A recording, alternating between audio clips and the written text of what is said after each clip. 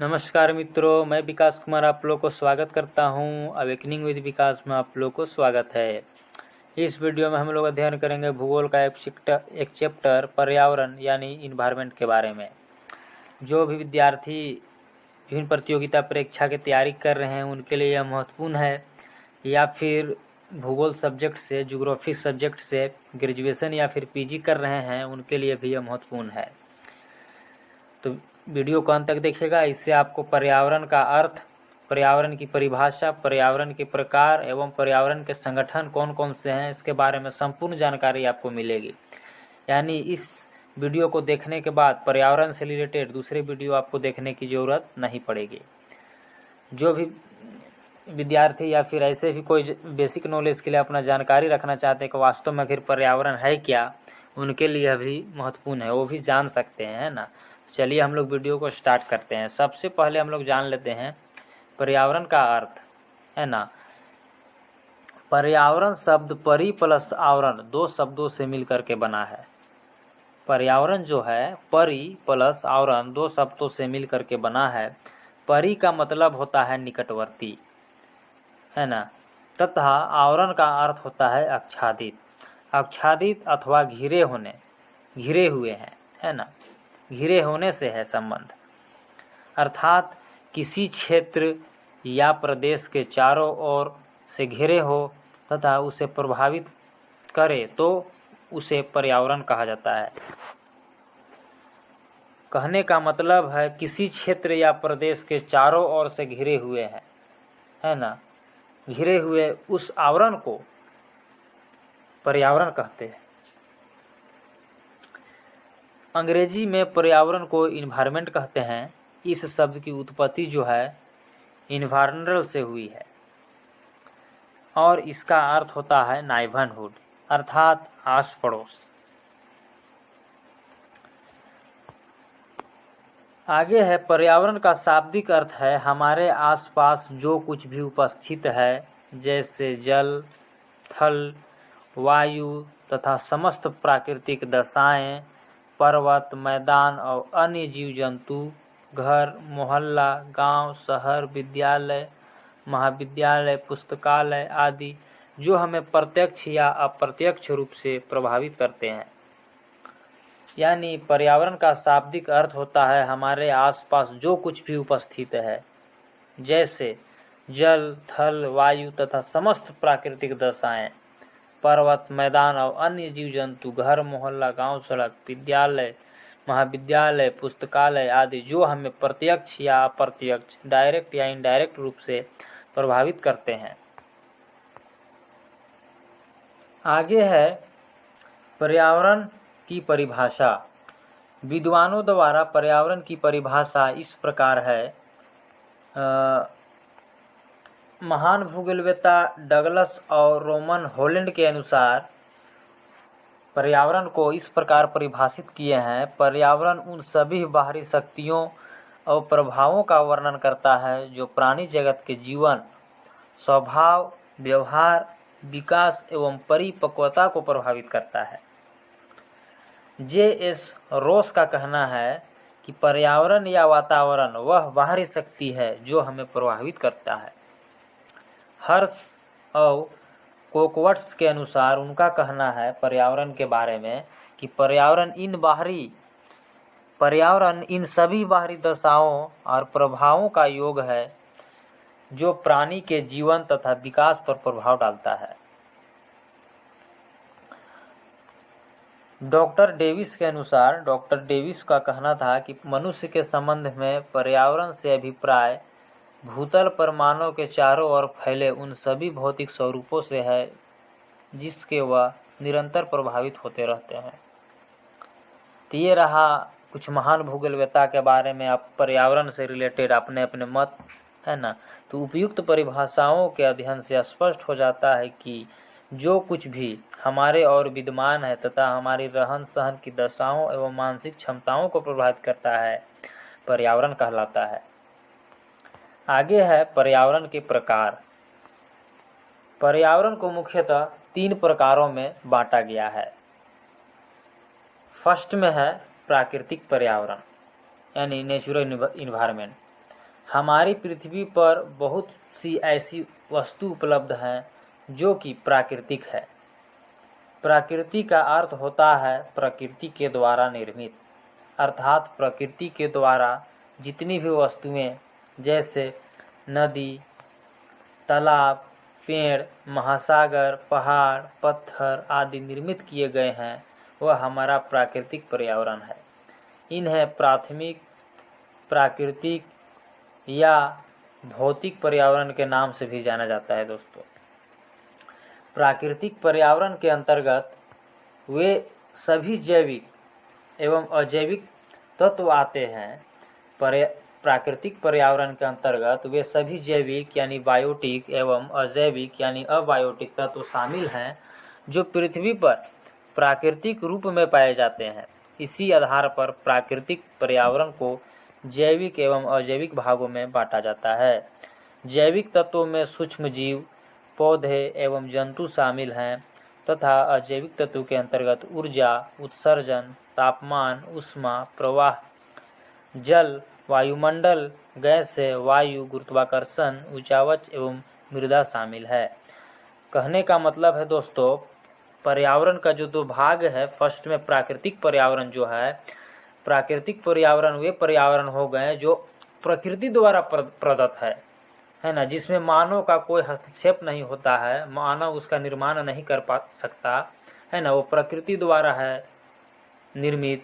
उसको अपने विवेक के आधार पर, अपने ज्ञान के आधार पर उसको अनेक रूप में परिवर्तित कर सकता है ना, लेकिन उसको निर्माण नहीं कर सकता है उसी रूप में।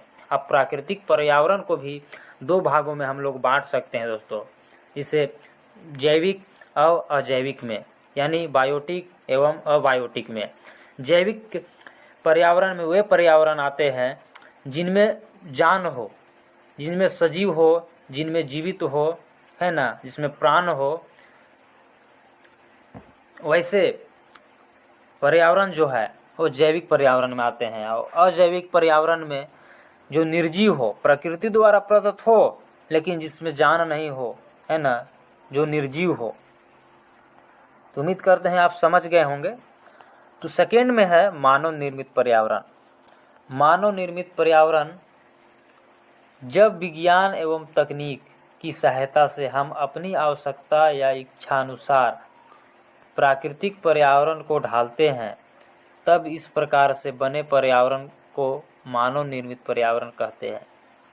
जैसे पर्वत एवं जंगल को नष्ट कर सड़क, सुरंग, मकान, इमारत एवं पार्क का निर्माण, नदी के मार्ग को प्रभावित कर नहर बनाना, रेल की पटरियां बिछाना, खेती करना, नवीन बस्तियां एवं नगर बसाना, खनन द्वारा खनिज संपदा प्राप्त करना, उनसे विभिन्न प्रकार के अस्त्र शस्त्र, यंत्र इत्यादि बनाना। इस प्रकार से हम अपनी आवश्यकताओं की पूर्ति के लिए प्राकृतिक पर्यावरण में संशोधन कर एक नए पर्यावरण का निर्माण करते हैं, जिसे मानव निर्मित पर्यावरण या द्वितीयक पर्यावरण कहा जाता है ना। यानी मानव निर्मित पर्यावरण जो है, इसमें प्रकृति के द्वारा जो भी प्रदान है उसको अपने विवेक के आधार पर, अपने ज्ञान के आधार पर नए रूप में निर्मित करना, जो मानव द्वारा निर्माण करना। जैसे सड़क का निर्माण करना, तो ये मानव निर्माण करते हैं, है ना। सड़क का निर्माण करना, अस्त्र शस्त्र एवं यंत्र का निर्माण करना, है ना। तो ये सब जो है मानव निर्मित पर्यावरण के अंतर्गत आते हैं। थर्ड में है सामाजिक तथा सांस्कृतिक पर्यावरण।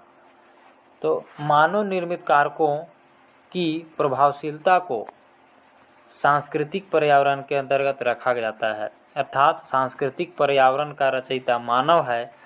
मानव से संबंधित पर्यावरण के सांस्कृतिक पर्यावरण या मानव निर्मित पर्यावरण कहा जाता है, क्योंकि इसका निर्माण मनुष्य ने किया है। जैसे भवन, मार्ग, नगर, परिवहन, संचार, उद्योग, व्यापार एवं वाणिज्यिक आदि।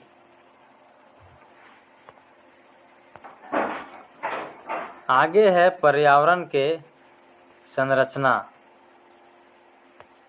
सौरमंडल का पृथ्वी ही एक ऐसा ग्रह है जिस पर कि मानव जीवन, वनस्पति जीवन, पशु जीवन विकसित हो सका है। पृथ्वी पर मानव सभ्यता और संस्कृति की प्रगति हुई पृथ्वी को भूमंडल भी कहते हैं। इसे 4 मंडल है। पर्यावरण की संरचना की अगर बात करें तो सौरमंडल का पृथ्वी ही एक ऐसा ग्रह है जिस पर मानव जीवन, वनस्पति जीवन एवं पशु जीवन विकसित हो सकता है ना। पृथ्वी पर मानव सभ्यता और संस्कृति की प्रगति हुई पृथ्वी को भूमंडल भी कहते हैं, है ना। इसके 4 मंडल है। फर्स्ट में है स्थल मंडल। स्थल मंडल जो है पृथ्वी की सबसे ऊपर की ओर ठोस परत पाई जाती है। यह अनेक प्रकार की चट्टानों, मिट्टी, ठोस पदार्थों से मिलकर बनी होती है। इसे ही स्थल मंडल कहते हैं। स्थल मंडल में भूमि भाग और समुद्री तल दोनों ही आते हैं। स्थल मंडल संपूर्ण पृथ्वी का केवल 1/3 भाग है। शेष भाग समुद्र ने ले लिया है। स्थल मंडल की बात करें तो धरातल का लगभग 70% 71% जो भाग जो है वह समुद्र ले लिया है ना। बाकी जो 30% है उसमें धरातल पाया जाता है। सेकेंड में है जल मंडल। पृथ्वी के स्थल मंडल के नीचे के भागों में स्थित जल से भरे हुए भाग को जलमंडल कहते हैं। जैसे झील, सागर और महासागर आदि। 97.3% महासागरों में से शेष 2.7% हिमनदों यानी बर्फ और बर्फ की पहाड़ों, मीठे जल की झीलों, नदियों और भूमिगत जल के रूप में पाया जाता है। थर्ड में है वायुमंडल। भूमंडल का तीसरा मंडल वायुमंडल है। स्थल मंडल और जल मंडल के चारों ओर गैसें जैसे पदार्थों का एक आवरण है। इसमें नाइट्रोजन, ऑक्सीजन, कार्बन डाइऑक्साइड और अन्य गैसें, मिट्टी के कण, पानी की भाप एवं अन्य अनेक पदार्थ मिले हुए हैं। इन सभी पदार्थों के मिश्रण से बने आवरण को वायुमंडल कहा जाता है। वायुमंडल पृथ्वी की रक्षा करने वाला रोधी आवरण। यह सूर्य के गहन प्रकाश और ताप को नरम करता है। इसकी ओजोन परत सूर्य के आने वाली अत्यधिक हानिकारक किरणें को सोख लेती है। इस प्रकार यह जीवों का विनाश होने से रक्षा करती है। यानी वायुमंडल में जो नाइट्रोजन, ऑक्सीजन, कार्बन डाइऑक्साइड जैसे अन्य गैसें जो मिलती है ना, मिट्टी के कण, पानी की भाप और अन्य पदार्थ मिले हुए होते हैं। इन पदार्थों के मिश्रण से बने आवरण ही वायुमंडल कहलाते हैं। वायुमंडल पृथ्वी की रक्षा करने वाली रोधी आवरण है। यह सूर्य के गहन प्रकाश और ताप को नरम करता है। जो वायुमंडल में जो तत्व पाए जाते हैं वही तत्व जो है सूर्य के प्रकाश को, जो गहन जो ताप जो आता है धरातल पर, उसको रोकने का काम करती है। जो पराबैंगनी जैसे खतरनाक किरणें जो आती है उसको ओजोन परत रोकने का काम करती है दोस्तों। फोर्थ में है जैवमंडल। जैवमंडल से तात्पर्य पृथ्वी के उस भाग से है जहाँ सभी प्रकार का जीवन पाया जाता है। पृथ्वी के 3 परिमंडल, स्थल मंडल, वायुमंडल और जल मंडल जहाँ आपस में मिलते हैं वहीं जैवमंडल स्थित है।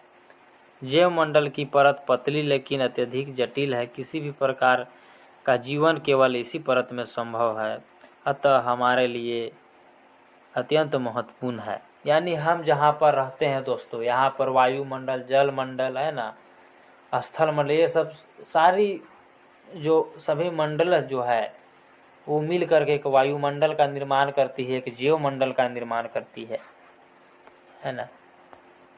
तो ये रहा पर्यावरण से रिलेटेड आपको महत्वपूर्ण जानकारी। तो उम्मीद करते हैं यह वीडियो आप लोग को अच्छी लगी होगी। वीडियो को अंत तक देखने के लिए आप सभी को बहुत बहुत धन्यवाद। इसमें अगर और कुछ कमी रह गई होगी तो आप कमेंट के माध्यम से हमको बता सकते हैं। मैं प्रयास करूंगा, मैं कोशिश करूंगा कि और मैं बेहतर कर सकूं। सुविधा नहीं रहने के कारण थोड़ी वीडियो अच्छी नहीं बन पा रही है ना। फिर भी हम प्रयास कर रहे हैं। तो इसी तरह की और भी वीडियो पाने के लिए हमारे चैनल को सब्सक्राइब करें, बेल आइकन को प्रेस करें, ताकि ऐसा ही वीडियो और भी आपको समय समय पर मिल सके। तो मिलते हैं फिर नेक्स्ट वीडियो में। तब तक के लिए अपना ख्याल रखिएगा। जय हिंद,